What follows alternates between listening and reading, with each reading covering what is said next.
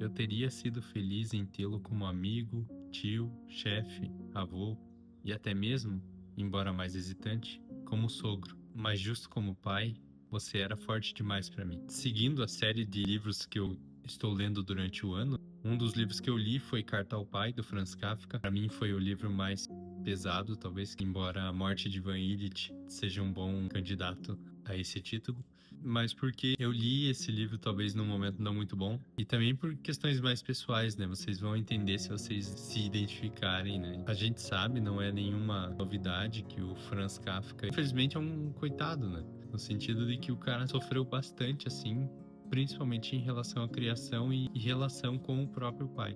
Esse livro, fazendo aqui uma correlação com o Diário de Anne Frank, se é que vocês me permitem, ele não era para ser um livro, da mesma maneira que aquele diário era só um diário. Esse aqui era para ser uma carta, e de fato foi, direcionada ao próprio pai do Kafka, em que ele expõe muitas coisas, porque a carta tinha sido gigante. Se você já é um leitor de Kafka, você vai conseguir esclarecer muitas dúvidas com relação à maneira com que as outras histórias dele se desenrolaram. Eu cito aqui um exemplo de O Veredito, A Metamorfose. Você começa a entender, por exemplo, por que o pai do Gregor Samsa chama ele de se fosse uma criatura, né? A gente não tem bem uma palavra em português para a palavra que ele usou, né, naquele tempo, mas depois descobriu-se que o pai dele, o pai do autor, se dirigia a ele dessa maneira. Você começa a entender a realidade, né? Você percebe que, na verdade, o Kafka, ele mascara aquilo que ele sente em forma de história, né? Ele cria uma narrativa para expor aquilo que ele está sentindo ou aquilo que ele viveu.